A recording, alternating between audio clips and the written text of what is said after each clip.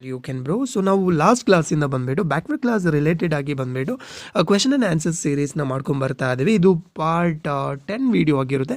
ಯಾರು ಕೂಡ ಇನ್ನೂ ಪಾರ್ಟ್ 1ಇಂದ ಪಾರ್ಟ್ 9 ತನಕ ನೋಡಿಲ್ಲ, ಸೊ ನನ್ನ ಚಾನಲ್ ಇದೆ, ನೀವು ನೋಡ್ಬೋದು. ಮತ್ತು ನನ್ನ ಚಾನಲ್ಗೆ ಇನ್ನೂ ಸಬ್ಸ್ಕ್ರೈಬ್ ಆಗಿಲ್ಲದ್ರೆ ದಯವಿಟ್ಟು ಚಾನಲ್ಗೆ ಸಬ್ಸ್ಕ್ರೈಬ್ ಆಗಿ ಗೈಸ್. ಆ್ಯಂಡ್ ನೀವು ಬಂದುಬಿಟ್ಟು ವಿಡಿಯೋ ಇಷ್ಟ ಆದರೆ ಲೈಕ್ ಮಾಡಿ ಮತ್ತು ಶೇರ್ ಮಾಡೋದನ್ನ ಮರಿಬೇಡಿ, ಓಕೆನಾ. ಸೊ ಇವತ್ತಿನ ಟಾಪಿಕ್ ಯಾವುದ್ರ ಬಗ್ಗೆ ನಾವು ಮಾತಾಡೋಕೆ ಹೋಗ್ತಾ ಇದ್ವಿ ಅಂದರೆ ಬ್ಯಾಕ್ವರ್ಡ್ ಕ್ಲಾಸಲ್ಲಿ ರಿಲೇಟೆಡ್ ಆಗಿ ವೇರಿಯಸ್ ಡೆವಲಪ್ಮೆಂಟ್ ಕಾರ್ಪೊರೇಷನ್ನ ಎಸ್ಟಾಬ್ಲಿಷ್ ಮಾಡ್ಕೊಂಡು ಬರ್ತಾ ಇದೆ. ಅದು ಡೆವಲಪ್ಮೆಂಟ್ ಆಫ್ ಬ್ಯಾಕ್ವರ್ಡ್ ಕ್ಲಾಸಿಗೆ ಅಂದರೆ ಹಿಂದುಳಿದ ವರ್ಗಗಳ ಅಭಿವೃದ್ಧಿಗಾಗಿ ವಿವಿಧ ಅಭಿವೃದ್ಧಿ ನಿಗಮದ ಸ್ಥಾಪನೆಯ ಬಗ್ಗೆ ನಾವು ಡಿಸ್ಕಸ್ ಮಾಡ್ತಾ ಹೋಗ್ತಾ ಇದ್ದೀವಿ. ಸೊ ಈ ಎಲ್ಲ ಟಾಪಿಕಲ್ಲಿ ಇದು ಬಂದುಬಿಟ್ಟು ಸ್ವಲ್ಪ ಬಿಗ್ ಟಾಪಿಕ್ ಅಂತ ಹೇಳ್ಬೋದು. ಸೊ ಆಲ್ಮೋಸ್ಟ್ ವಿವಿಧ ಏನು ಡೆವಲಪ್ಮೆಂಟ್ ಕಾರ್ಪೊರೇಷನ್ ಇದರ ಅಂಡರಲ್ಲಿ ಬರ್ತಾ ಹೋಗುತ್ತೆ, ಓಕೆನಾ. ಸೊ ಅದರಿಂದ ತುಂಬಾ ಒಂದು ರೀತಿ ಇಂಪಾರ್ಟೆಂಟ್ ಆದಂತಹ ಟಾಪಿಕ್ ಇದಾಗಿರುತ್ತೆ. ಸೊ ಹಾಗಾದರೆ ಬನ್ನಿ ಡೈರೆಕ್ಟಾಗಿ ಕ್ವಶನ್ಗೆ ಹೋಗೋಣ. ಸೊ ಹಿಂದುಳಿದ ವರ್ಗಗಳ ಅಭಿವೃದ್ಧಿ ನಿಗಮವನ್ನು ಯಾವಾಗ ಸ್ಥಾಪನೆ ಮಾಡಲಾಯಿತು ಅಂತ. ಓಕೆ, ಸೊ ಹಿಂದುಳಿದ ವರ್ಗಗಳ ಅಭಿವೃದ್ಧಿ ನಿಗಮ, ಸೊ ನಿಮ್ಮೆಲ್ಲರಿಗೂ ಕೂಡ ಗೊತ್ತಿದೆ. ಸೊ ಇದು development corporation.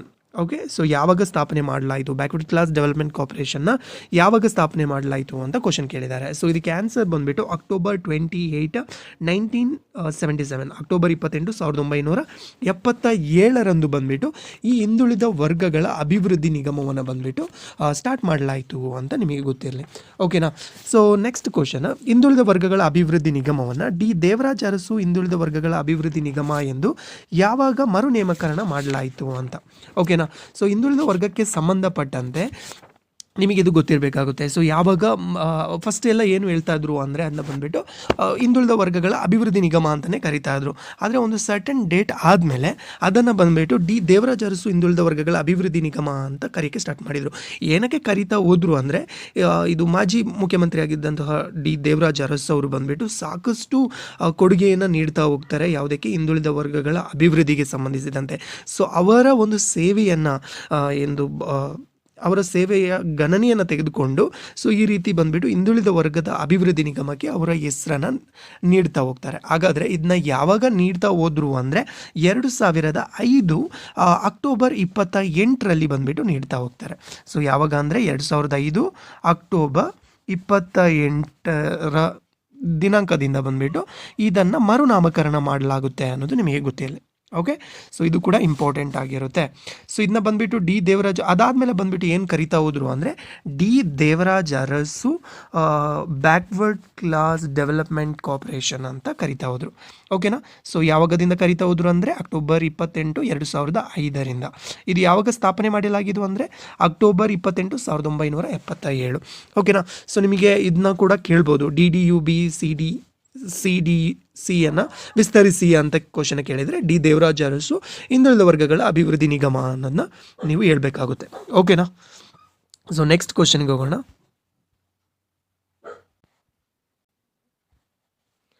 Okay, so next question, Devaraja Arasu ಹಿಂದುಳಿದ ವರ್ಗಗಳ ಅಭಿವೃದ್ಧಿ ನಿಗಮಕ್ಕೆ ಸಂಬಂಧಪಟ್ಟಂತೆ ಕಾರ್ಯಾಚರಣೆಯನ್ನು ಈ ಕೆಳಗಿನವುಗಳನ್ನು ಒಳಗೊಂಡಿದೆ. ಕಾರ್ಯಾಚರಣೆಯು ಈ ಕೆಳಗಿನವುಗಳನ್ನು ಒಳಗೊಂಡಿದೆ ಅಂತ ಕೇಳ್ತಾ ಇದ್ದಾರೆ. ಅಂದರೆ ಸೊ ಯಾವ್ಯಾವ ಚಟುವಟಿಕೆಗಳು ಅಥವಾ ಯಾವ ಕಾರ್ಯಾಚರಣೆಯನ್ನು ಈ ದೇವರಾಜ ಅರಸು ಹಿಂದುಳಿದ ವರ್ಗಗಳ ಅಭಿವೃದ್ಧಿ ನಿಗಮ ಕೈಗೊಳ್ತಾ ಹೋಗುತ್ತೆ ಅನ್ನೋದ್ರ ಬಗ್ಗೆ, ಓಕೆನಾ. ಸೊ ಇದರಲ್ಲಿ ಹಿಂದುಳಿದ ವರ್ಗಗಳ ಅನುಕೂಲಕ್ಕಾಗಿ ಆರ್ಥಿಕ ಮತ್ತು ಅಭಿವೃದ್ಧಿ ಚಟುವಟಿಕೆಯನ್ನು ಉತ್ತೇಜಿಸುವಂಥದ್ದು. ಹಿಂದುಳಿದ ವರ್ಗಕ್ಕೆ ಸೇರಿರುವಂತಹ ಒಂದು ಏನು ಕಮ್ಯುನಿಟಿ ಏನಿದೆ ಅವರಿಗೆ ಸಂಬಂಧಪಟ್ಟಂತೆ ಆರ್ಥಿಕವಾದಂತಹ ಚಟುವಟಿಕೆಗಳಿಗೆ ಅವರನ್ನು ಪ್ರೋತ್ಸಾಹ ನೀಡುವುದಾಗಿರ್ಬೋದು, ಅವರನ್ನು ಅಭಿವೃದ್ಧಿಪಡಿಸುವಂಥ ಕಾರ್ಯಕ್ರಮವನ್ನು ಅನುಷ್ಠಾನಗೊಳಿಸುವುದಾಗಿರ್ಬೋದು, ಅದಕ್ಕೆ ಸಂಬಂಧಪಟ್ಟಂತೆ ಚಟುವಟಿಕೆಯನ್ನು ಉತ್ತೇಜಿಸುವುದಾಗಿರ್ಬೋದು, ಇದೆಲ್ಲ ಕೂಡ ಈ ಒಂದು ಕಾರ್ಯಾಚರಣೆಯಲ್ಲಿ ಬರುತ್ತೆ. ಅದರಿಂದ ಒಂದು ಕೂಡ ಕರೆಕ್ಟ್ ಇದೆ.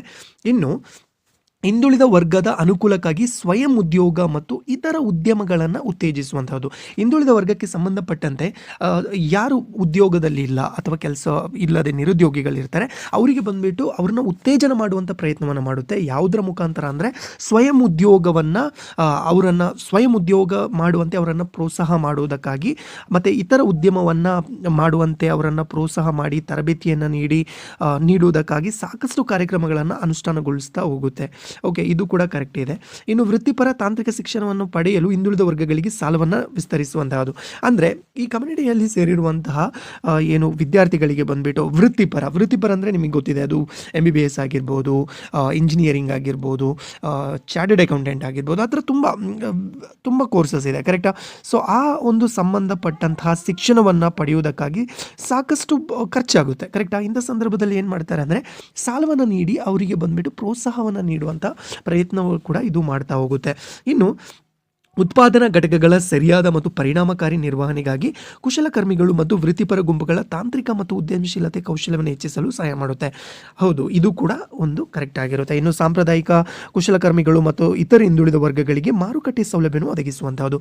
ಏನೋ ಅವರು ಉತ್ಪಾದನಾ ಘಟಕಗಳ ಸರಿಯಾದ ಮತ್ತು ಪರಿಣಾಮಕಾರಿ ನಿರ್ವಹಣೆಯನ್ನು ಮಾಡಿ ಕುಶಲಕರ್ಮಿಗಳಿಗೆ ಮತ್ತು ವೃತ್ತಿಪರರಿಗೆ ಸಾಕಷ್ಟು ಇದು ಏನು ಅವಕಾಶವನ್ನು ಕಲ್ಪಿಸಿದ ನಂತರ ಅವರು ಎಲ್ಲ ಮಾಡ್ತಾರೆ ಅಂತ ಇಟ್ಕೊಳ್ಳಿ. ತದನಂತರ ಅವರಿಗೆ ಬಂದ್ಬಿಟ್ಟು ಅವರು ಉತ್ಪಾದನೆ ಮಾಡಿರುವಂತಹ ಪ್ರಾಡಕ್ಟ್ ಏನಿದೆ ಅಲ್ವಾ, ಸೊ ಅದಕ್ಕೆ ಸರಿಯಾದ ಮಾರುಕಟ್ಟೆ ವ್ಯವಸ್ಥೆಯನ್ನು ಕೊಡುವಂತಹ ಪ್ರಯತ್ನವೂ ಕೂಡ ಇದು ಮಾಡುತ್ತೆ ಅನ್ನೋದು ಕೂಡ ನಿಮಗೆ ಗೊತ್ತಿರಲಿ. ಸೊ ಅದರಿಂದ ಆಪ್ಷನ್ ಎ ಬಂದ್ಬಿಟ್ಟು ಕರೆಕ್ಟ್ ಆಗಿರುತ್ತೆ, ಅಂದರೆ ಎಲ್ಲ ಕೂಡ ಕರೆಕ್ಟ್ ಆಗಿದೆ. Okay, so next, D Devaraja Arasu ಹಿಂದುಳಿದ ವರ್ಗಗಳ ಅಭಿವೃದ್ಧಿ ನಿಗಮದ ಮುಖ್ಯ ಉದ್ದೇಶ ಏನು ಅಂತ ಕೇಳಿದ್ದಾರೆ. ಸೊ ಇದರ ಮುಖ್ಯ ಉದ್ದೇಶ ಏನು ಅಂದರೆ ಆರ್ಥಿಕ ಪ್ರಗತಿಗಾಗಿ ಹಿಂದುಳಿದ ವರ್ಗಗಳ ಬಡ ವರ್ಗಕ್ಕೆ ಸೇರಿದ ಕುಟುಂಬಗಳಿಗೆ ಆರ್ಥಿಕ ನೆರವು ನೀಡುವಂತಹದ್ದು. ಸೊ ಆರ್ಥಿಕ ಪ್ರಗತಿಯನ್ನು ಮಾಡುವುದಕ್ಕೋಸ್ಕರ ಯಾವ ಹಿಂದುಳಿದ ವರ್ಗದವರು ಬಡ ಹಿಂದುಳಿದ ವರ್ಗಕ್ಕೆ ಸೇರಿರ್ತಾರಲ್ವ, ಸೊ ಅಂಥವರಿಗೆ ಬಂದ್ಬಿಟ್ಟು ಆರ್ಥಿಕ ನೆರವನ್ನು ನೀಡ್ತಾ ಹೋಗುತ್ತೆ, ಇದು ಕರೆಕ್ಟ್. ಅಲ್ಲದೆ ಗಂಗಾ ಕಲ್ಯಾಣ ಯೋಜನೆಯಡಿಯಲ್ಲಿ ಹಿಂದುಳಿದ ವರ್ಗದವರಿಗೆ ಸಣ್ಣ ಮತ್ತು ಅತಿ ಸಣ್ಣ ರೈತರ ಜಮೀನಿಗೆ ನೀರಾವರಿ ಸೌಲಭ್ಯವನ್ನು ಒದಗಿಸ್ತಾ ಹೋಗುತ್ತೆ. ಹೌದು, ಗಂಗಾ ಕಲ್ಯಾಣ ಯೋಜನೆಯಡಿಯಲ್ಲಿ ಬಂದ್ಬಿಟ್ಟು ಸಣ್ಣ ಮತ್ತು ಅತಿ ಸಣ್ಣ ರೈತರು ಯಾರಿರ್ತಾರೆ, ಸೊ ಅವರಿಗೆ ಬಂದ್ಬಿಟ್ಟು ಏನು ಮಾಡ್ತಾ ಹೋಗ್ತಾರೆ, ಅವರ ಜಮೀನುಗಳಿಗೆ ನೀರಾವರಿ ಸೌಲಭ್ಯವನ್ನು ಒದಗಿಸುವಂತಹದ್ದು, ಕರೆಕ್ಟಾ? ಇದು ಕೂಡ ಕರೆಕ್ಟ್ ಆಗಿದೆ. ಇನ್ನು ಸಾಂಪ್ರದಾಯಿಕ ಕುಶಲಕರ್ಮಿಗಳು ಕೌಶಲ್ಯವನ್ನು ಹೆಚ್ಚಿಸಲು ಮತ್ತು ಅವರ ಉತ್ಪಾದಕ ಘಟಕಗಳನ್ನು ಸ್ಥಾಪಿಸಲು ಹಣಕಾಸನ್ನ ನೆರವನ್ನು ನೀಡುತ್ತೆ. ಸೊ ಇದು 3 ಕೂಡ ಕರೆಕ್ಟ್ ಆಗಿದೆ ಅನ್ನೋದು ನಿಮಗೆ ಗೊತ್ತಿರಲಿ. ಸೊ ಇದು ಬಂದ್ಬಿಟ್ಟು ವೆಬ್ಸೈಟಲ್ಲಿ ಅವ್ರದ್ದು ಇರುವಂತಹದ್ದು, ಡಿ ದೇವರಾಜ ಅರಸು ಹಿಂದುಳಿದ ವರ್ಗಗಳ ಅಭಿವೃದ್ಧಿ ನಿಗಮ ಅಂತ. ಸೊ ನೀವು ಗೂಗಲ್ಲಿ ಹೊಡೆದ್ರೆ ನಿಮಗೆ ಇನ್ಫಾರ್ಮೇಷನ್ ಇದು ರಿಲೇಟೆಡ್ ಆಗಿ ಹೆಚ್ಚಿಗೆ ಸಿಗ್ತಾ ಹೋಗುತ್ತೆ, ಓಕೆನಾ?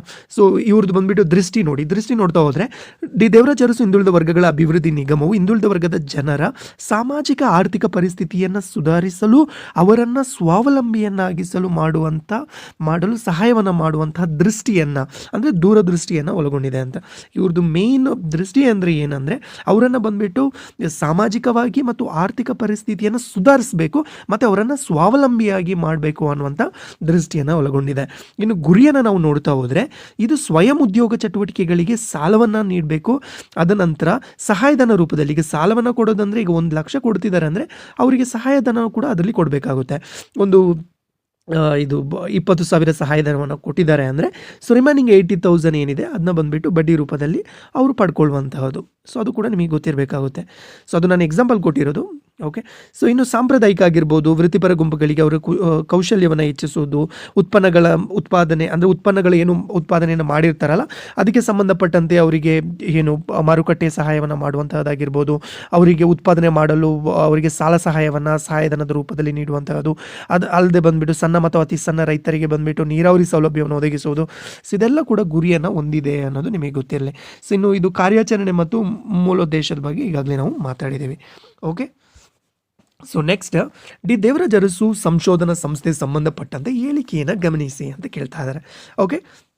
ಇದು ಯಾವುದ್ರ ಬಗ್ಗೆ ಹೇಳ್ತಾ ಇದ್ದಾರೆ ಅಂದರೆ ಸಂಶೋಧನಾ ಸಂಸ್ಥೆಯ ಬಗ್ಗೆ ಹೇಳ್ತಾ ಇದ್ದಾರೆ, ಓಕೆ. ಡಿ ದೇವರಾಜ ಅರಸು ಸಂಶೋಧನಾ ಸಂಸ್ಥೆ ಯಾವಾಗ ಸ್ಟಾರ್ಟ್ ಆಯಿತು ಅಂದರೆ ಇದು 1992 ಆಗಸ್ಟ್ 31ರಂದು ಬಂದುಬಿಟ್ಟು ಕರ್ನಾಟಕ ಸರ್ಕಾರವು ಹಿಂದುಳಿದ ವರ್ಗಗಳ ಕ್ಷೇಮಾಭಿವೃದ್ಧಿಗೆ ಸಂಬಂಧಪಟ್ಟಂತೆ ಸಂಶೋಧನೆಯನ್ನು ಕೈಗೊಳ್ಳಲು ಬಂದುಬಿಟ್ಟು ಸ್ಥಾಪನೆ ಮಾಡ್ತಾ ಹೋಗ್ತಾರೆ, ಓಕೆ. ಸೊ ಇದು ಕರೆಕ್ಟ್ ಇದೆ. ಇದರ ಕೇಂದ್ರ ಕಚೇರಿ ಬೆಂಗಳೂರಿನಲ್ಲಿದೆ.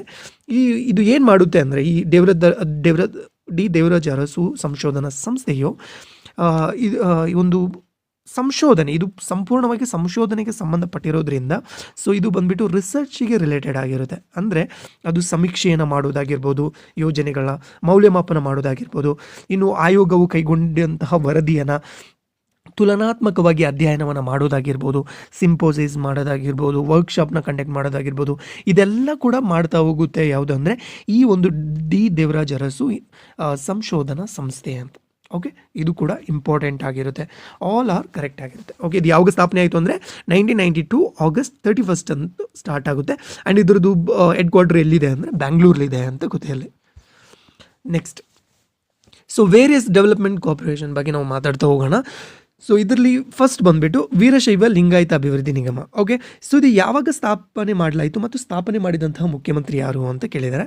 ಇದನ್ನು ಸ್ಥಾಪನೆ ಮಾಡಿದ್ದು ಬಂದುಬಿಟ್ಟು ಸೊ ನವೆಂಬರ್ 17, 2020, ನವೆಂಬರ್ 17, 2020 ಬಂದುಬಿಟ್ಟು ಏನು ಮಾಡ್ತಾ ಹೋಗ್ತಾರೆ ಅಂದರೆ BS ಯಡಿಯೂರಪ್ಪ ಅವರು ಮುಖ್ಯಮಂತ್ರಿ ಆದ ಸಂದರ್ಭದಲ್ಲಿ ಬಂದುಬಿಟ್ಟು ಇದನ್ನು ಈ ಅಭಿವೃದ್ಧಿ ನಿಗಮವನ್ನು ಸ್ಥಾಪನೆ ಮಾಡ್ತಾ ಹೋಗ್ತಾರೆ. ಅಂದರೆ ಈ ಒಂದು ವೀರಶೈವ ಲಿಂಗಾಯತ ಸಮುದಾಯಕ್ಕೆ ಸೇರಿರುವಂತಹ ಜನರ ಆರ್ಥಿಕ ಆಗಿರ್ಬೋದು, ಸಾಮಾಜಿಕವಾಗಿರ್ಬೋದು, ಅವರನ್ನು ಉತ್ತೇಜನ ಮಾಡುವುದಾಗಿರ್ಬೋದು, ಅವರಿಗೆ ಸಾಕಷ್ಟು ಸೌಲಭ್ಯವನ್ನು ನೀಡುವಂಥದ್ದಾಗಿರ್ಬೋದು, ಅವರಿಗೆ ಅವಶ್ಯಕವಾಗಿರುವಂತಹ ಅದು ವಿದ್ಯಾರ್ಥಿಗಳಿಗಾಗಿರ್ಬೋದು, ರೈತರಿಗಾಗಿರ್ಬೋದು, ಅಥವಾ ಇದು ಅತಿ ಹಿಂದುಳಿದ ವರ್ಗದವರು ಯಾರು ಇರುವಂತಹದ್ದಾಗಿರ್ಬೋದು, ಮಹಿಳೆಯರಿಗಾಗಿರ್ಬೋದು, ಅಂಗವಿಕಲರಿಗಾಗಿರ್ಬೋದು, ಅವರಿಗೆಲ್ಲ ಸಾಕಷ್ಟು ಸವಲತ್ತನ್ನು ನೀಡಿ ಅವರು ಉತ್ತಮವಾದ ಜೀವನವನ್ನು ಮಾಡುವಂತಹ ಒಂದು ಉದ್ದೇಶಕ್ಕೋಸ್ಕರ ಬಂದ್ಬಿಟ್ಟು ಏನು ಮಾಡ್ತಾರೆ ಅಂದರೆ ಆರ್ಥಿಕವಾಗಿ ಅವರನ್ನು ಮೇಲೆತ್ತುವಂತಹ ಪ್ರಯತ್ನಕ್ಕೋಸ್ಕರ ಬಂದ್ಬಿಟ್ಟು ಇದನ್ನು ನವೆಂಬರ್ 17, 2020 ಸ್ಟಾರ್ಟ್ ಮಾಡ್ತಾ ಹೋಗ್ತಾರೆ. ಓಕೆ, ಇನ್ನು ಈ ಲಿಂಗಾಯತ ಅಭಿವೃದ್ಧಿ ನಿಗಮದ ಮೊದಲ ಅಧ್ಯಕ್ಷರು ಯಾರಾಗಿದ್ದರು ಅಂತ, ಈ ವೀರಶೈವ ಲಿಂಗಾಯತ ಅಭಿವೃದ್ಧಿ ನಿಗಮದ ಮೊದಲ ಅಧ್ಯಕ್ಷರು ಯಾರು ಅಂದರೆ ಪರಮಶಿವಯ್ಯ ಆಗಿರ್ತಾರೆ. BS ಪರಮಶಿವಯ್ಯ ಬಂದ್ಬಿಟ್ಟು ಇದರ ಮೊದಲ. ಓಕೆ, ಇದನ್ನು ಸ್ಟಾರ್ಟ್ ಮಾಡಿದ್ದು ಯಾವಾಗ? ನವೆಂಬರ್ 17, 2020, ಕರೆಕ್ಟಾ? ಸೊ ಆ ಸಂದರ್ಭದಲ್ಲಿ ಮೊದಲ ಅಧ್ಯಕ್ಷ ಯಾರಾಗಿದ್ದರು ಅಂದರೆ BS ಪರಮಶಿವಯ್ಯ ಆಗಿರ್ತಾರೆ. ಹಾಗಾದರೆ ಈಗ ಪ್ರಸ್ತುತ ಯಾರಿದ್ದಾರೆ ಅಂದರೆ ಅದು ವಿಜಯಾನಂದ ಎಸ್ ಕಾಸಪ್ಪನವರಿದ್ದಾರೆ. ಇದು ಬಂದ್ಬಿಟ್ಟು ಪ್ರೆಸೆಂಟ್. ಯಾರು ಪ್ರೆಸೆಂಟ್ ಬಂದ್ಬಿಟ್ಟು ಯಾರಿದ್ದಾರೆ ಅಂದರೆ Vijayananda S Kashappanavar. Okay, so Veerashaiva Lingayat ಅಭಿವೃದ್ಧಿ ನಿಗಮದ ಮೊದಲ ಅಧ್ಯಕ್ಷ ಅಂತ ಕೇಳಿದರೆ BS ಪರಮಶಿವಯ್ಯ. ಈಗಿನದು ಯಾರು ಪ್ರಸ್ತುತ ಅಂದರೆ ವಿಜಯಾನಂದ ಎಸ್ ಕಾಸಪ್ಪನವರಾಗಿರ್ತಾರೆ. Okay, so next, Karnataka Veerashaiva Lingayat ಅಭಿವೃದ್ಧಿ ನಿಗಮ ನೀಡಲ್ಪಡುವ ಸ್ವಾವಲಂಬಿ ಸಾರಥಿ ಯೋಜನೆಗೆ ಸಂಬಂಧಪಟ್ಟ ಹೇಳಿಕೆಯನ್ನು ಗಮನಿಸಿ ಅಂತ ಕೇಳ್ತಾ ಇದ್ದಾರೆ. ಓಕೆ, ಈ ಸ್ವಾವಲಂಬ ಸಾರಥಿ ಯೋಜನೆ ಯಾವುದಕ್ಕೆ ಸಂಬಂಧಪಟ್ಟಿದೆ ಅಂದರೆ 4 ಚಕ್ರ ವಾಹನಗಳಿಗೆ ಸಂಬಂಧಪಟ್ಟಿರುವಂಥದ್ದು. ಓಕೆ, ಇದು ಹಿಂದುಳಿದ ವರ್ಗದ ಸೇರಿದ ಪ್ರವರ್ಗ B. ಇದು ಯಾವುದ್ರ ಬಗ್ಗೆ ಮಾತಾಡ್ತಾ ಇದ್ದೀವಿ ಅಂದರೆ ವೀರಶೈವ ಲಿಂಗಾಯತ ಬಗ್ಗೆ, ಕರೆಕ್ಟಾ? ಇವರು ಯಾವ ವರ್ಗಕ್ಕೆ ಸೇರ್ತಾರೆ ಅಂದರೆ ಪ್ರವರ್ಗ B ಅಲ್ಲಿ ಸೇರ್ತಾ ಹೋಗ್ತಾರೆ. ಓಕೆನಾ? ಸೊ ಈಗ ಯಾರು ನಿರುದ್ಯೋಗಿಗಳಾಗಿರ್ತಾರೆ, ಸೊ ಆ ವರ್ಗಕ್ಕೆ ಸೇರಿದವರು ನಿರುದ್ಯೋಗಿ ಆಗಿರುವಂಥ ಯುವಕರಿಗೆ 4 ಚಕ್ರದ ಲಘು ವಾಹನವನ್ನು ಖರೀದಿಸಲು ಘಟಕ ವೆಚ್ಚ 50% ಮತ್ತು ಗರಿಷ್ಠ 3 ಲಕ್ಷದವರೆಗೆ, ಇವುಗಳಲ್ಲಿ ಯಾವುದು ಕಡಿಮೆ ಅದನ್ನು ನಿಗಮದಿಂದ ಸಹಾಯಧನವನ್ನು ಮಂಜೂರು ಮಾಡಲಾಗುತ್ತೆ ಅಂತ. ಓಕೆ, ಸೊ ಇದು ಬಂದ್ಬಿಟ್ಟು ಏನು ಮಾಡಿರಬೇಕು? ನಿರುದ್ಯೋಗಿ ಆಗಿರಬೇಕು. ನಿರುದ್ಯೋಗಿ ಆಗಿರುವಂತಹ ಯುವಕರಿಗೆ ಏನು ಮಾಡ್ತಾರೆ ಅಂದರೆ 4 ಚಕ್ರ ಲಘು ವಾಹನವನ್ನು ಖರೀದಿಸಲು ಬಂದ್ಬಿಟ್ಟು ಏನು ಮಾಡ್ತಾರೆ ಅಂದರೆ ಘಟಕ ವೆಚ್ಚ 50% ಅಥವಾ ಗರಿಷ್ಠ ಸಾಲ ಬಂದ್ಬಿಟ್ಟು 3 ಲಕ್ಷದವರೆಗೆ, ಇದರಲ್ಲಿ ಯಾವುದು ಕಡಿಮೆ ಇದೆಯೋ ಅದನ್ನು ಬಂದ್ಬಿಟ್ಟು ಸಹಾಯಧನ ಮಾಡ್ತಾ ಹೋಗ್ತಾರೆ. ಇನ್ನು ಅವನ ವಾರ್ಷಿಕ ಆದಾಯದ ಮಿತಿ ಎಷ್ಟಿರಬೇಕು ಅಂದರೆ 98,000 ಗ್ರಾಮೀಣ ಪ್ರದೇಶದಲ್ಲಿದ್ದರೆ, ನಗರ ಪ್ರದೇಶದಲ್ಲಿ 1,20,000 ಮೀರಿರಬಾರ್ದು. ಓಕೆ, ಆತನ ವಯಸ್ಸು ಬಂದ್ಬಿಟ್ಟು 21ರಿಂದ 45 ಒಳಗಿರಬೇಕು. ಇನ್ನು ಈ ಲಘು ವಾಹನ ಚಾಲನಾ ಪರವಾನಗಿ ಲೈಸೆನ್ಸ್ ಬಂದ್ಬಿಟ್ಟು ಹೆವಿ ಲೈಸೆನ್ಸನ್ನು ಒಳಗೊಂಡಿರಬೇಕು, ಅವನು ಕಡ್ಡಾಯವಾಗಿ ಹೊಂದಿರಬೇಕು. ಸೊ ಇದು ಕೂಡ ಇಂಪಾರ್ಟೆಂಟ್ ಆಗಿರುತ್ತೆ. Okay, all are correct. ಜೊತೆಗೆ ಬಂದ್ಬಿಟ್ಟು ಅವನು ಇದು ಆಧಾರ್ ಕಾರ್ಡನ್ನು ಒಳಗೊಂಡಿರಬೇಕು. ಅದ್ರ ಜೊತೆಗೆ ಬಂದ್ಬಿಟ್ಟು ಅವನು ವಾಸ ಮಾಡಿರುವಂತಹ ಆ ಪ್ರದೇಶದಲ್ಲಿ ಬಂದ್ಬಿಟ್ಟು ರಾಷ್ಟ್ರೀಕೃತ ಬ್ಯಾಂಕ್ನಲ್ಲಿ ಆತನ ಖಾತೆಯನ್ನು ಹೊಂದಿರಬೇಕು, ಅದು ಬ್ಯಾಂಕ್ ಅಕೌಂಟನ್ನು ಹೊಂದಿರಬೇಕು ಅಂತ ಗೊತ್ತಿರಲಿ. ಓಕೆನಾ? ಇನ್ನು ಕರ್ನಾಟಕ ವೀರಶೈವ ಲಿಂಗಾಯತ ಅಭಿವೃದ್ಧಿ ನಿಗಮ ಸ್ವಾವಲಂಬಿ ಸಾರಥಿ ಯೋಜನೆಗೆ ಸಂಬಂಧಪಟ್ಟಂತೆ ಫಲಾನುಭವಿಗಳ ಆಯ್ಕೆಯ ಸಮಿತಿಯನ್ನು ಯಾರು ಮಾಡ್ತಾರೆ ಅಂತ. ಓಕೆ, ಸೊ ಈಗ ಬಂದ್ಬಿಟ್ಟು ನಿರುದ್ಯೋಗಿ ಆಗಿರ್ತಾರೆ. ಸೊ ಇದಕ್ಕೆ ಅಪ್ಲಿಕೇಶನ್ನ ಹಾಕ್ತಾರೆ. ಸೊ ಅಪ್ಲಿಕೇಶನ್ ಹಾಕಿ ಆದಮೇಲೆ ಆ ಅಪ್ಲಿಕೇಶನ್ನ ಶಾರ್ಟ್ ಲಿಸ್ಟ್ ಮಾಡಿ ಯಾರಿಗೆ ನಿಜವಾಗ್ಲೂ ಅವಶ್ಯಕತೆ ಇದೆ ಅಂತ ಪರಿಶೀಲನೆಯನ್ನು ಯಾರ ಅಧ್ಯಕ್ಷತೆಯಲ್ಲಿ ಆಯ್ಕೆಯನ್ನು ಫಲಾನುಭವಿಗಳನ್ನು ಆಯ್ಕೆ ಮಾಡ್ತಾರೆ ಅನ್ನುವಂಥ ಕ್ವಶನ್ನ ಕೇಳಿರೋದು. ಸೊ ಇದು ಬಂದ್ಬಿಟ್ಟು ಜಿಲ್ಲಾ ಪಂಚಾಯಿತಿಯ ಮುಖ್ಯ ಕಾರ್ಯನಿರ್ವಹಣಾಧಿಕಾರಿಯ ಒಂದು ನೇತೃತ್ವದ ಅಧ್ಯಕ್ಷತೆಯಲ್ಲಿ ಬಂದ್ಬಿಟ್ಟು ಏನು ಮಾಡ್ತಾ ಹೋಗ್ತಾರೆ ಅಂದರೆ ಫಲಾನುಭವಿಯ ಆಯ್ಕೆಯನ್ನು ಮಾಡ್ತಾ ಹೋಗ್ತಾರೆ. ಓಕೆ, ಲಿಂಗಾಯತ ಸಮುದಾಯಕ್ಕೆ ಸಂಬಂಧಪಟ್ಟಂತೆ ಸ್ವಾವಲಂಬಿ ಸಾರಥಿ ಯೋಜನೆಯ ಫಲಾನುಭವಿಗಳ ಆಯ್ಕೆಯ ಸಮಿತಿ ಅಧ್ಯಕ್ಷರು ಯಾರು ಅಂದರೆ ಅದು CEO ಆಗಿರ್ತಾರೆ. ಯಾವುದದು? ಜಿಲ್ಲಾ ಪಂಚಾಯತಿದು. ಓಕೆ, ಸೊ ಈ ಇದು ಲಿಂಗಾಯತ ಅಭಿವೃದ್ಧಿ ನಿರ್ಮಾಣಕ್ಕೆ ಸಂಬಂಧಪಟ್ಟಂತೆ ವೀರಶೈವ ಲಿಂಗಾಯತ ಅಭಿವೃದ್ಧಿ ನಿಗಮ ವಿಭೂತಿ ನಿರ್ಮಾಣ ಘಟಕದ ವೆಚ್ಚ ಎಷ್ಟು ಅಂತ ಕೇಳ್ತಾ ಹೋಗ್ತಿದ್ದಾರೆ. ಓಕೆ, ಈ ವೀರಶೈವ ಲಿಂಗಾಯತ ಅಭಿವೃದ್ಧಿ ನಿಗಮದಲ್ಲಿ ಬಂದ್ಬಿಟ್ಟು ವಿಭೂತಿ ನಿರ್ಮಾಣದ ಘಟಕವನ್ನು ಹೆಚ್ಚಿಗೆ ಅವರಿಗೆ ಒಂದು ಪ್ರೋತ್ಸಾಹ ಮಾಡುವ ಉದ್ದೇಶದಿಂದ ಅವರಿಗೆ ಕೂಡ ಸಾಕಷ್ಟು ಸಾಲ ಸಹಾಯಧನವನ್ನು ನೀಡ್ತಾ ಹೋಗ್ತಾರೆ. ಸೊ ಇದರಲ್ಲಿ ಬಂದ್ಬಿಟ್ಟು ಒಟ್ಟು ಅದರ ಘಟಕ ವೆಚ್ಚ ಬಂದ್ಬಿಟ್ಟು 4 ಲಕ್ಷ ನೀಡ್ತಾರೆ, ಮತ್ತು ಸಹಾಯಧನ ಬಂದ್ಬಿಟ್ಟು 40,000 ನೀಡ್ತಾ ಹೋಗ್ತಾರೆ. ಅಂದರೆ ಒಟ್ಟಾರೆ 3,60,000 ಏನಿದೆ ಅಲ್ವಾ, ಸೊ ಇದಕ್ಕೆ ಬಂದ್ಬಿಟ್ಟು 3% ಬಡ್ಡಿ ದರದಲ್ಲಿ 3% ಬಡ್ಡಿ ದರದಲ್ಲಿ ಬಂದ್ಬಿಟ್ಟು ಅವರು ಸಾಲವನ್ನು ನೀಡ್ತಾ ಹೋಗ್ತಾರೆ. 4 ಲಕ್ಷ ಬಂದ್ಬಿಟ್ಟು 4 lakhs ಏನಿದೆ ಅಲ್ಲ, ಅದು ಬಂದ್ಬಿಟ್ಟು ಏನು ಘಟಕ ವೆಚ್ಚವಾಗಿರುತ್ತೆ, ಮತ್ತು ಸಹಾಯಧನ ಬಂದ್ಬಿಟ್ಟು ಸಬ್ಸಿಡಿ ಬಂದ್ಬಿಟ್ಟು 40,000 ಕೊಡ್ತಾ ಹೋಗ್ತಾರೆ ವಿತ್ 3% ಇಂಟ್ರೆಸ್ಟಲ್ಲಿ ಅಂತ. ಯಾವುದಕ್ಕೆ 3% ಅಪ್ಲೈ ಆಗುತ್ತೆ? 3,60,000ಗೆ. Okay, so next, Karnataka Veerashaiva Lingayat ಅಭಿವೃದ್ಧಿ ನಿಗಮವು ನೀಡಲ್ಪಡುವ ಬಸವ ಬೆಳಗು ಯೋಜನೆ ಯಾವುದಕ್ಕೆ ಸಂಬಂಧಪಟ್ಟಿದೆ ಅಂತ.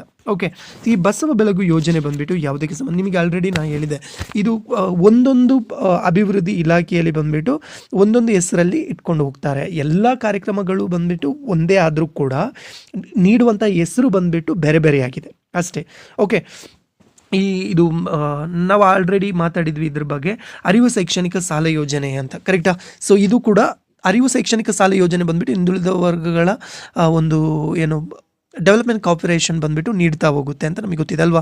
ಯಾವುದು ನೀಡ್ತಾ ಹೋಗುತ್ತೆ? ಹಿಂದುಳಿದ ವರ್ಗಗಳ ಅಭಿವೃದ್ಧಿ ನಿಗಮದಿಂದ ನೀಡಲ್ಪಡುವಂಥ ಒಂದು ಶೈಕ್ಷಣಿಕ ಸಾಲ ಯೋಜನೆ ಯಾವುದಾಗಿತ್ತು ಅಂದರೆ ಅರಿವು ಯೋಜನೆ ಅಂತ.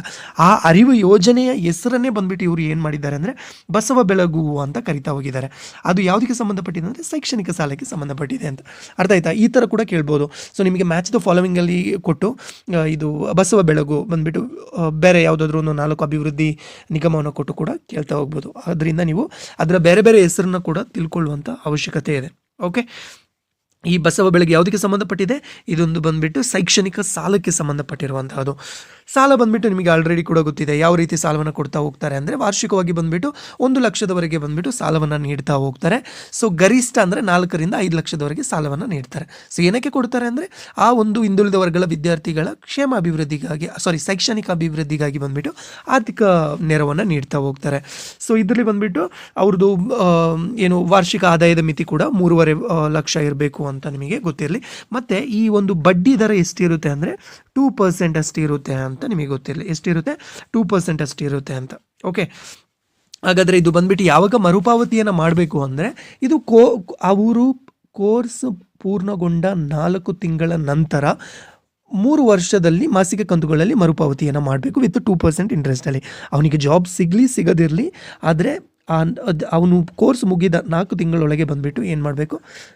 ಪೂರ್ಣಗೊಂಡ 4 ತಿಂಗಳಿಂದನೇ ಮರುಪಾವತಿ ಕೋರ್ಸು ಪೂರ್ಣಗೊಂಡಂತಹ 4 ತಿಂಗಳ ನಂತರದಿಂದ ಅವನು ಪೇ ಮಾಡೋಕ್ಕೆ ಸ್ಟಾರ್ಟ್ ಮಾಡ್ತಾ ಹೋಗಬೇಕು.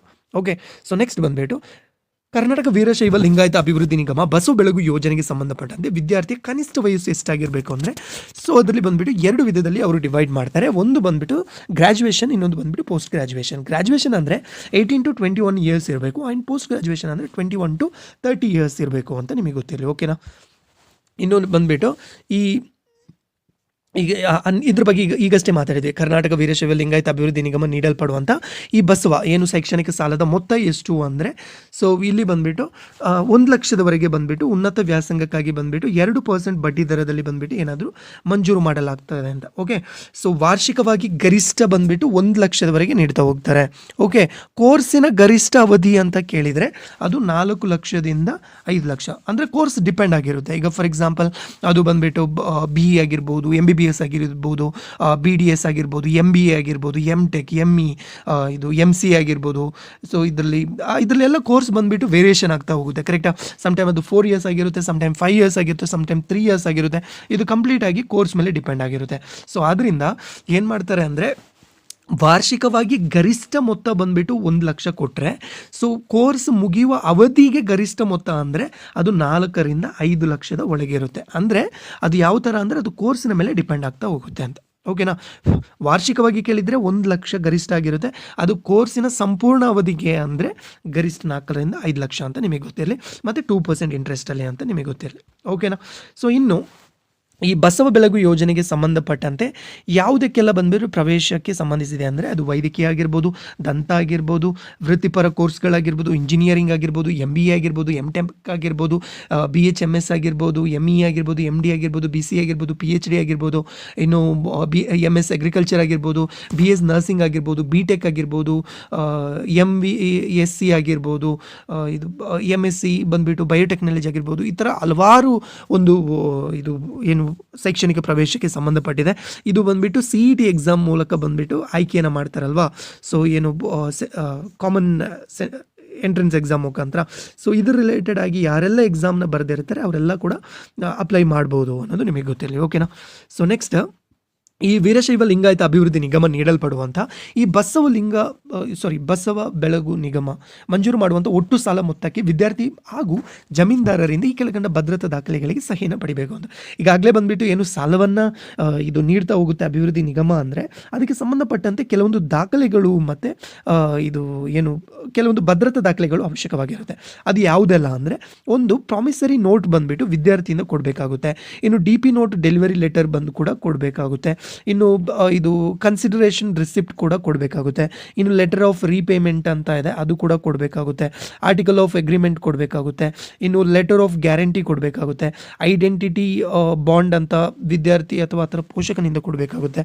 ಇನ್ನು ಶ್ಯೂರಿಟಿ ಅಫಿಡವಿಟ್ ಅಂತ ಇದೆ, ಅದು ಜಮೀನ್ದಾರರಿಂದ ಕೊಡ್ತಾ ಹೋಗಬೇಕಾಗುತ್ತೆ. ಸೊ ಇದೆಲ್ಲ ಬಂದ್ಬಿಟ್ಟು ಏನು ಮಾಡಬೇಕಂದ್ರೆ ಒಂದು ಭದ್ರತೆಗಾಗಿ ಬಂದ್ಬಿಟ್ಟು ದಾಖಲಾತಿಯನ್ನು ನೀಡಬೇಕಾಗುತ್ತೆ ಸಾಲವನ್ನು ಕೊಡೋಕ್ಕಿಂತ ಮುಂಚೆ. ಓಕೆ, ಅದರಿಂದ ಇದೆಲ್ಲ ಕೂಡ ಒಳಗೊಂಡಿದೆ ಅಂತ ಗೊತ್ತಿರಲಿ.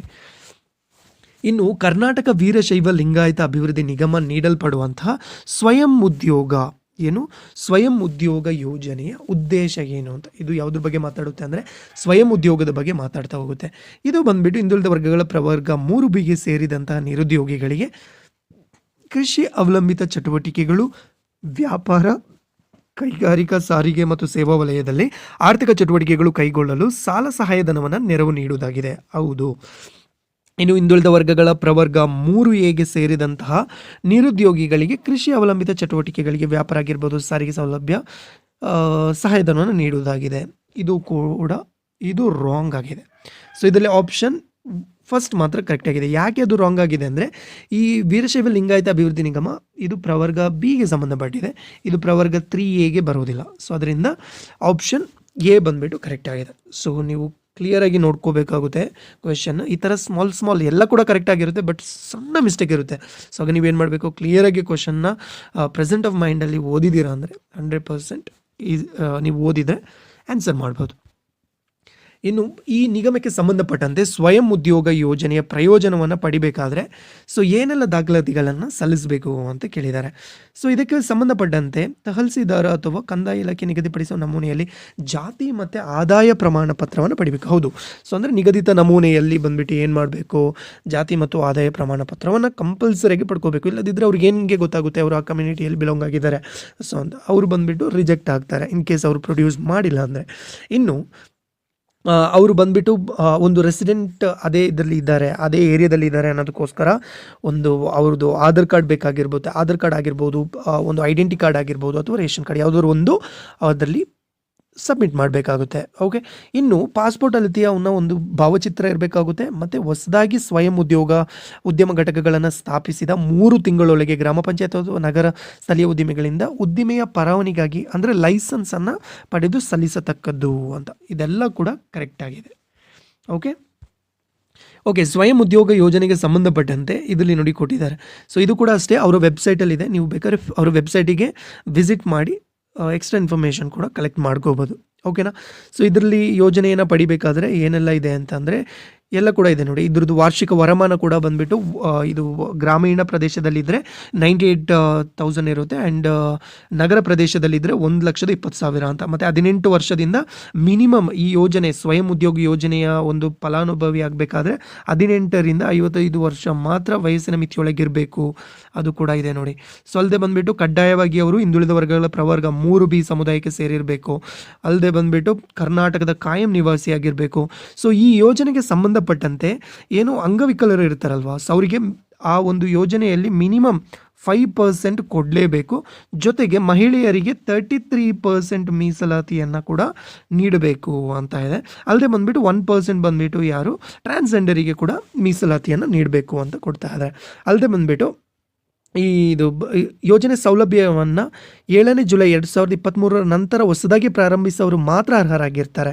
ಸೊ ಇದು ಬಂದುಬಿಟ್ಟು ಏನು ಒಂದು ಘೋಷಣೆ ಮಾಡಿದಾರಲ್ವಾ, ಸೊ ಅದಕ್ಕೆ ಸಂಬಂಧಪಟ್ಟಂತೆ ಜುಲೈ 7 ಜುಲೈ 2023 ನಂತರ ಏನು ಹೊಸದಾಗಿ ಪ್ರಾರಂಭವಾದವರಿಗೆ ಮಾತ್ರ ಇದು ಅರ್ಹರಾಗಿರ್ತಾರೆ. ಮತ್ತು ಅವರು ಬಂದುಬಿಟ್ಟು ನಿರುದ್ಯೋಗಿಗಳಾಗಿರಬೇಕು ಅನ್ನೋದು ಮಾತ್ರ ನಿಮಗೆ ಗೊತ್ತಿರಲಿ. ಓಕೆನಾ? ಸೊ ಇದಿಷ್ಟು ಬಂದುಬಿಟ್ಟು ಇನ್ಫಾರ್ಮೇಷನ್ ಆಗಿರುತ್ತೆ. ಓಕೆ, ಸೊ ಹಾಗಾದರೆ ಈ ನಿರುದ್ಯೋಗಿ ಸಂಬಂಧಪಟ್ಟಂತೆ ಸ್ವಯಂ ಉದ್ಯೋಗಿ ಯೋಜನೆಯ ಒಂದು ಅಪ್ಲಿಕೇಶನ್ನ ಹಾಕಿರ್ತಾರೆ.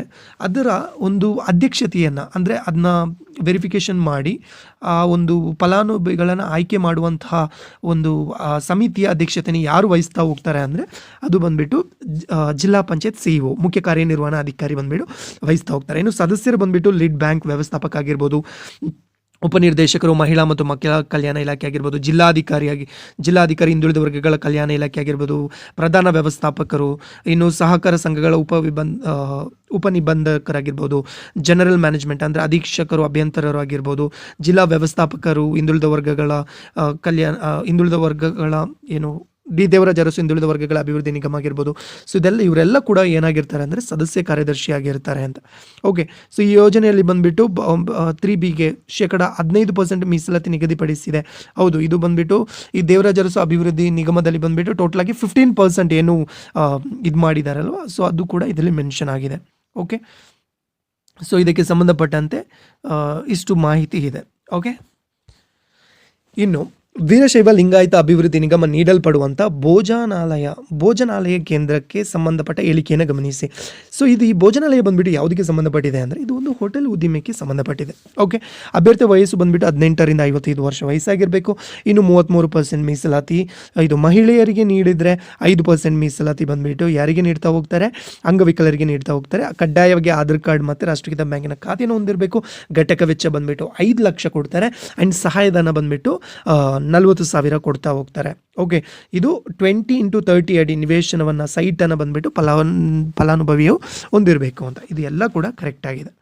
ಓಕೆ, ಇನ್ನು ವೀರಶೈವ ಲಿಂಗಾಯತ ಅಭಿವೃದ್ಧಿ ನಿಗಮವು ನೀಡಲ್ಪಡುವಂಥ ನೀರಾವರಿ ಸೌಲಭ್ಯ ಯೋಜನೆಯ ಹೆಸರೇನು ಅಂತ. ಸೊ ನಮಗೆ ಗೊತ್ತಿದೆ, ದೇವರಾಜ ಅರಸು ಹಿಂದುಳಿದ ವರ್ಗಗಳ ಅಭಿವೃದ್ಧಿ ನಿಗಮದಿಂದ ನೀಡಲ್ಪಡುವಂಥ ಒಂದು ನೀರಾವರಿ ಯೋಜನೆ ಹೆಸರು ಬಂದುಬಿಟ್ಟು ಗಂಗಾ ಕಲ್ಯಾಣ ಅಂತ ಗೊತ್ತಿದೆ.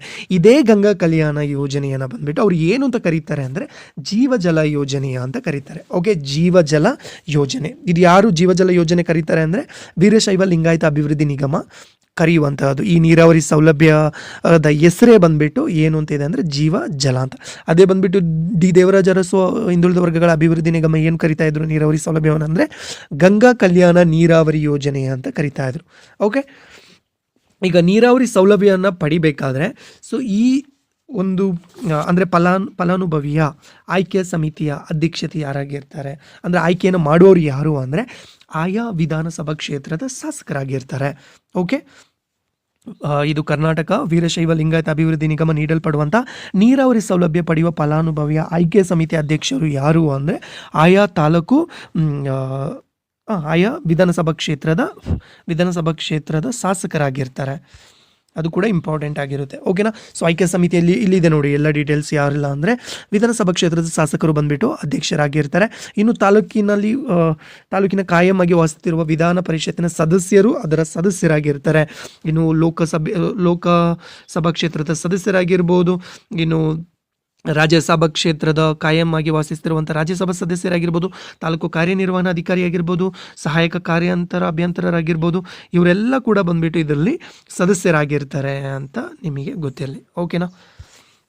ಸೊ ನಿಮಗೆ ಕ್ವಶನ್ ಕೇಳ್ಬೋದು, ಯಾರೆಲ್ಲ ಈ ಒಂದು ಇದರಲ್ಲಿ ಒಳಗೊಂಡಿಲ್ಲ, ಆಯ್ಕೆ ಸಮಿತಿಯ ಸದಸ್ಯತ್ವವನ್ನು ಒಳಗೊಂಡಿಲ್ಲ ಅಂತ ಏನಾದರೂ ಕ್ವಶನ್ ಕೇಳಿ ಇದರಲ್ಲಿರುವಂಥ ಆಪ್ಷನ್ ಕೊಟ್ಬಿಟ್ರು ಅಂದರೆ ಸೊ ನಿಮಗೆ ಅನಿಸ್ಬೋದು, ಓಕೆ ಇದು ಕೃಷಿ ಇಲಾಖೆ ಬಂದುಬಿಟ್ಟು ಇಲ್ಲಿಗೆ ಯಾಕೆ ಬರುತ್ತೆ ಅಂತ ನೀವು ಯೋಚನೆ ಮಾಡಿದರೆ ರಾಂಗ್ ಆಗುತ್ತೆ.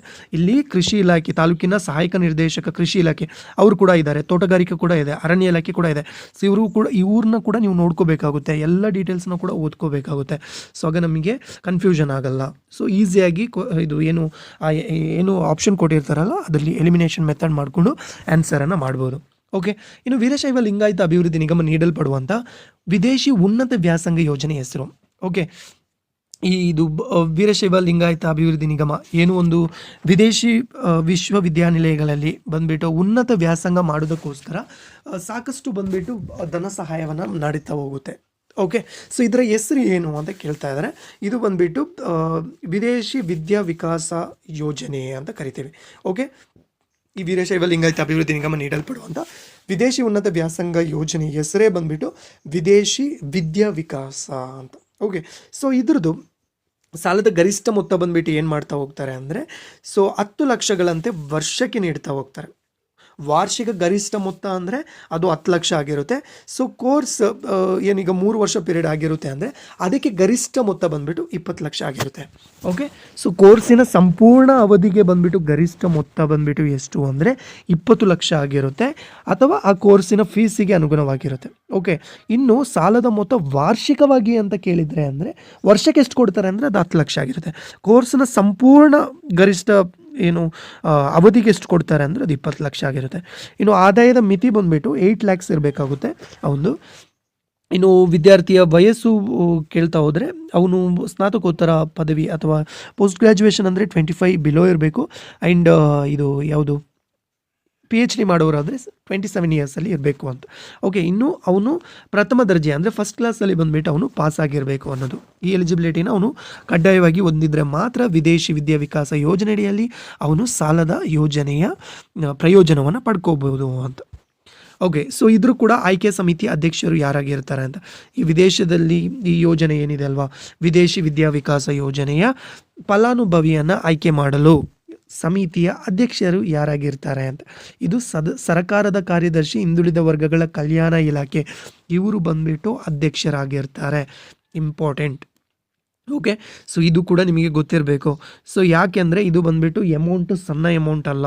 ಇದು ಅಮೌಂಟ್ ಬಂದುಬಿಟ್ಟು ಎಷ್ಟಿದೆ, ಮಿನಿಮಮ್ 10 ಲ್ಯಾಕ್ಸ್ 20 ಲ್ಯಾಕ್ಸ್ ಅಂತ ಇದೆ. ಸೊ ಹಾಗಾದರೆ ಇದು ಒಂದು ರೀತಿ ದೊಡ್ಡದಾದಂತಹ ಪ್ರೋಗ್ರಾಮೇ ಆಗಿರುತ್ತೆ. ಸೊ ಅದರಿಂದ ಏನಾಗಿರ್ತಾರೆ ಅಂದರೆ ಹಿಂದುಳಿದ ವರ್ಗದ ಕಲ್ಯಾಣ ಇಲಾಖೆಯ ಇದು ಸರ್ಕಾರದ ಕಾರ್ಯದರ್ಶಿ ಯಾರಾಗಿರ್ತಾರಲ್ವ, ಸೊ ಸರ್ಕಾರದ ಕಾರ್ಯದರ್ಶಿ ಹಿಂದುಳಿದ ವರ್ಗಗಳ ಕಲ್ಯಾಣ ಇಲಾಖೆ ಅವರೇ ಅಧ್ಯಕ್ಷರಾಗಿರ್ತಾರೆ. ಇನ್ನು ಹಣಕಾಸು ಇಲಾಖೆಯ ಕಾರ್ಯದರ್ಶಿ ಸದಸ್ಯರಾಗಿರ್ತಾರೆ. ನಿರ್ದೇಶಕರು ತಾಂತ್ರಿಕ ಶಿಕ್ಷಣ ಇವರು ಇದು ಸದಸ್ಯರು. ಮಾಹಿತಿ ತಂತ್ರಜ್ಞಾನ ನಿರ್ದೇಶಕರು ಅವರು ಕೂಡ ಇದಾಗಿರ್ತಾರೆ. ಮತ್ತು ಈ ವೀರಶೈವ ಲಿಂಗಾಯತ ಅಭಿವೃದ್ಧಿ ನಿಗಮದ ವ್ಯವಸ್ಥಾಪಕ ನಿರ್ದೇಶಕ ಯಾರಾಗಿರ್ತಾರೆ ಅಂದರೆ ಸದಸ್ಯ ಕಾರ್ಯದರ್ಶಿ ಆಗಿರ್ತಾರೆ ಅಂತ. ಓಕೆ, ಸೊ ಇದ್ರದ್ದು ಯಾವ ರೀತಿ ಅದನ್ನ ಮರುಪಾವತಿ ಮಾಡ್ತಾರೆ ಅಂದರೆ, ಈ ಕೋರ್ಸ್ ಪೂರ್ಣಗೊಂಡ 1 ವರ್ಷ ಟೈಮನ್ನು ಕೊಡ್ತಾರೆ. ನಂತರ ಇದು ಅವನಿಗೆ ಉದ್ಯೋಗ ಸಿಗದಿರಲಿ, ಇಲ್ಲಿ ನೋಡಿ, ಈಗ ಅವನಿಗೆ ಜಾಬ್ ಸಿಕ್ಕಿಲ್ಲ ಅಂದರೆ ಅವನಿಗೆ ಬಂದುಬಿಟ್ಟು 1 ವರ್ಷ ಟೈಮ್ ಕೊಡ್ತಾರೆ. 1 ವರ್ಷ ಟೈಮ್ ಕೊಡ್ತಾರೆ ಯಾವುದರಲ್ಲಿ, ಇದು ವಿದೇಶಿ ವಿದ್ಯಾ ವಿಕಾಸ ಯೋಜನೆ ಅಡಿಯಲ್ಲಿ ಬಂದುಬಿಟ್ಟು ಅವನಿಗೆ ಜಾಬ್ ಸಿಕ್ಕಿಲ್ಲ ಅಂದರೆ 1 ವರ್ಷ ಟೈಮ್ ಕೊಡ್ತಾರೆ. ಇನ್ ಕೇಸ್ ಅವನಿಗೆ ಬಂದುಬಿಟ್ಟು ಜಾಬ್ ಸಿಕ್ಕಿದೆ ಅಂದರೆ 6 ತಿಂಗಳ ಒಳಗೆ, ಅಂದರೆ ಅವನು 6 ತಿಂಗಳು ಅಥವಾ 1 ವರ್ಷ ಅಥವಾ ಜಾಬ್ ಸಿಕ್ಕಿ ಅಥವಾ ಉದ್ಯೋಗ ದೊರೆತ 6 ತಿಂಗಳ ನಂತರ ಯಾವುದು ಮೊದಲು ಆಗ ಅದರ ಒಳಗೆ ಬಂದುಬಿಟ್ಟು ಪೇ ಮಾಡ್ತಾ ಹೋಗ್ಬೇಕು ಅಥವಾ ರೀಪೇಮೆಂಟ್ ಮಾಡ್ತಾ ಹೋಗಬೇಕು. ಏನು ಅಂದರೆ ಯಾವುದು ಫಸ್ಟ್ ಮೊದಲು ಅದು ಒಂದು ಬಂದುಬಿಟ್ಟು ಅವನಿಗೆ ಏನಾಗುತ್ತೆ ಅಂದರೆ ಅವನಿಗೆ ಉದ್ಯೋಗ ಸಿಗ್ಬೋದು. ಅವನಿಗೆ ಏನಾಗ್ಬೋದು, ಉದ್ಯೋಗ ಸಿಗದೇ ಇರ್ಬೋದು ಅಥವಾ ಅವನಿಗೆ ಬೇಗ ಸಿಗ್ಬೋದು. ಇನ್ ಕೇಸ್ ಉದ್ಯೋಗ ಸಿಕ್ಕಿಲ್ಲ ಅಂದರೆ 1 ವರ್ಷ ತನಕ ಟೈಮ್ ಸಿಗುತ್ತೆ, ಅಥವಾ ಅವನಿಗೆ ಉದ್ಯೋಗ ಸಿಕ್ಕಿದ್ರೆ 6 ತಿಂಗಳು. ಓಕೆ, ಉದ್ಯೋಗ ಸಿಕ್ಕಿದ್ರೆ ಅವನಿಗೆ 6 ತಿಂಗಳು ಅವಕಾಶವನ್ನು ಕೊಡ್ತಾರೆ. ಇದೆರಡಲ್ಲಿ ಯಾವುದು ಮೊದಲು ಅದರ ಒಂದು ಆಧಾರದ ಮೇಲೆ ಬಂದುಬಿಟ್ಟು ಪೇ ಮಾಡ್ತಾ ಹೋಗಬೇಕಾಗುತ್ತೆ. ಓಕೆ, ನೆಕ್ಸ್ಟ್ ಬಂದುಬಿಟ್ಟು ವೀರಶೈವ ಲಿಂಗಾಯತ ಅಭಿವೃದ್ಧಿ ನಿಗಮಕ್ಕೆ ಸಂಬಂಧಪಟ್ಟಂತೆ ಅಮೃತ ಮಹೋತ್ಸವ ಮುನ್ನಡೆ ಯೋಜನೆ ಅಲ್ಪಾವಧಿ ಕೋರ್ಸ್ಗಳ ಮೂಲಕ ಉಚಿತ ಕೌಶಲ್ಯ ಅಭಿವೃದ್ಧಿ ನೀಡಿ ಉದ್ಯೋಗಾವಕಾಶ ಕಲ್ಪಿಸುವ ನಿಟ್ಟಿನಲ್ಲಿ ಸರ್ಕಾರ ಯಾವ ಸಂಸ್ಥೆಗಳಲ್ಲಿ ಉಚಿತವಾಗಿ ಕೌಶಲ್ಯ ಅಭಿವೃದ್ಧಿ ತರಬೇತಿ ನೀಡುವ ಸ್ವತಂತ್ರ ಅಮೃತ ಮಹೋತ್ಸವ ಮುನ್ನಡೆ ಯೋಜನೆಯನ್ನು ಆರಂಭಿಸಿದೆ ಅಂತ. ಇದು ಕೂಡ ಇಂಪಾರ್ಟೆಂಟ್ ಆಗಿದೆ. ಈ ಸ್ವತಂತ್ರ ಅಮೃತ ಮಹೋತ್ಸವ ಮುನ್ನಡೆ ಯೋಜನೆ ಎಲ್ಲ ಒಂದು ಅಭಿವೃದ್ಧಿ ನಿಗಮದಲ್ಲಿ ಕೂಡ ಬರ್ತಾ ಹೋಗುತ್ತೆ. ಓಕೆನಾ, ಅದು ITI ಮುಖಾಂತರ ಆದರೂ ಆಗಿರ್ಬೋದು, GTTC ಮುಖಾಂತರ ಆಗಿರ್ಬೋದು, KGDT ಮುಖಾಂತರ ಕೂಡ ಏನು ಮಾಡ್ತಾ ಹೋಗುತ್ತೆ ಅಂದರೆ ಈ ಸ್ವತಂತ್ರ ಅಮೃತ ಮಹೋತ್ಸವದ ಮುನ್ನಡೆಯ ಯೋಜನೆಗೆ ಸಂಬಂಧಪಟ್ಟಂತೆ ಇದೊಂದು ಅಲ್ಪಾವಧಿ ಕೋರ್ಸ್ ಆಗಿರುತ್ತೆ. ಓಕೆನಾ, ಇದು ಬಂದುಬಿಟ್ಟು ದೀರ್ಘಾವಧಿ ಅಲ್ಲ, ಅಲ್ಪಾವಧಿ ಕೋರ್ಸ್ ಆಗಿರುತ್ತೆ. ಆ ಒಂದು ನಿರುದ್ಯೋಗದಲ್ಲಿರುವಂತಹ ಏನು ಯುವಕರಿಗೆ ಬಂದುಬಿಟ್ಟು ಉಚಿತವಾಗಿ ಕೌಶಲ್ಯ ತರಬೇತಿಯನ್ನು ನೀಡಿ ಅವರಿಗೆ ಉದ್ಯೋಗಾವಕಾಶವನ್ನು ನೀಡುವಂಥ ಪ್ರಯತ್ನವನ್ನು ಮಾಡ್ತಾರೆ. ಹಾಗಾದರೆ ಯಾವ ಮುಖಾಂತರ ಕೌಶಲ್ಯ ಅಭಿವೃದ್ಧಿಯನ್ನು ನೀಡ್ತಾರೆ ಅಂದರೆ ITI ಆಗಿರ್ಬೋದು, GTITC ಆಗಿರ್ಬೋದು, ಇನ್ನು KGTT ಮುಖಾಂತರ ಅಂತ ಗೊತ್ತಿಲ್ಲ. ಓಕೆನಾ.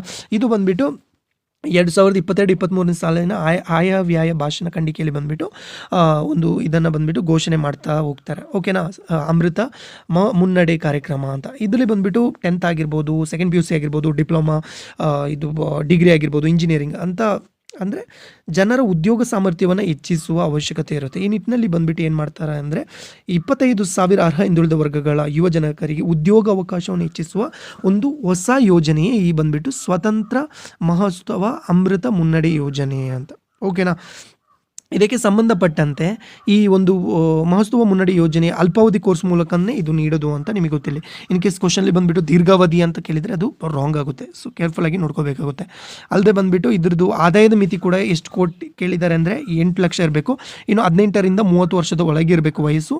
ಯಾವುದೆಲ್ಲ ಅರ್ಹತೆ, ಶೈಕ್ಷಣಿಕ ಅರ್ಹತೆ ಅಂದರೆ 10th, ಸೆಕೆಂಡ್ PUC, ಡಿಪ್ಲೊಮಾ ಮತ್ತು ಡಿಗ್ರಿ ಮತ್ತು ಇಂಜಿನಿಯರ್ ಕೋರ್ಸ್ ಆಗಿರಬೇಕು. ಓಕೆ.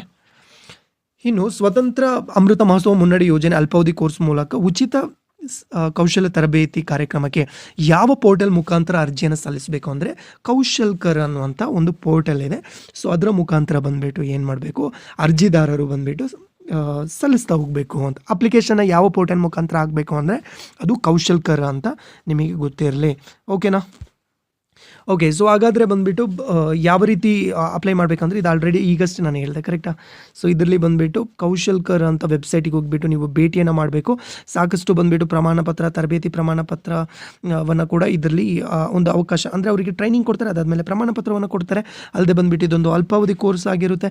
ಆ್ಯಂಡ್ ಇದು ಆ ಒಂದು ಕೋರ್ಸಿನ ಸಮಯದಲ್ಲಿ ಬಂದುಬಿಟ್ಟು ಏನಾದರೂ ಕ್ಯಾಂಪಸ್ ಇಂಟರ್ವ್ಯೂ ಆಗುವಂಥ ಚಾನ್ಸಸ್ ಕೂಡ ಕಲ್ಪಿಸಿಕೊಡ್ತಾರೆ. ಆ್ಯಂಡ್ ಇದು ಬಂದುಬಿಟ್ಟು ಅವನಿಗೆ ಉದ್ಯೋಗವನ್ನು ಫೈಂಡ್ ಮಾಡಲು ಅವಕಾಶ, ಈ ಕ್ಯಾಂಪಸ್ ಇಂಟರ್ವ್ಯೂ ಎಲ್ಲ ಮಾಡ್ತಾರೆ, ಕಂಡಕ್ಟ್ ಮಾಡ್ತಾರೆ. ಸೊ ಆಗ ಕೂಡ ಸಾಕಷ್ಟು ಉದ್ಯೋಗ ಅವಕಾಶವನ್ನು ಸೃಷ್ಟಿ ಮಾಡುವಂಥ ಪ್ರಯತ್ನವನ್ನು ಇದರಲ್ಲಿ ಮಾಡ್ತಾ ಹೋಗ್ತಾರೆ. ಅಲ್ಲದೆ ಬಂದುಬಿಟ್ಟು ಈ ಕನಿಷ್ಠ ಹೆಂಗೆ ಸೆಲೆಕ್ಟ್ ಮಾಡ್ತಾ ಹೋಗ್ತಾರೆ ಅಂದರೆ ಈ ಕನಿಷ್ಠ ಅರ್ಹತಾ ಪರೀಕ್ಷೆಯಲ್ಲಿ ಅರ್ಜಿದಾರರು ಪಡೆದ ಅಂಕಗಳ ಶೇಕಡಾವಾರು ಆಧಾರದ ಮೇಲೆ ಅಂದರೆ IST ಯಾರು ಮಾರ್ಕ್ ತಗೊಳ್ತಾ ಹೋಗ್ತಾರಲ್ವ, ಸೊ ಅದರ ಆಧಾರದ ಮೇಲೆ ಸಾಫ್ಟ್ವೇರ್ ಆಟೋಮೆಟಿಕ್ಕಾಗಿ ಜನ್ರೇಟ್ ಮಾಡ್ತಾ ಹೋಗುತ್ತೆ.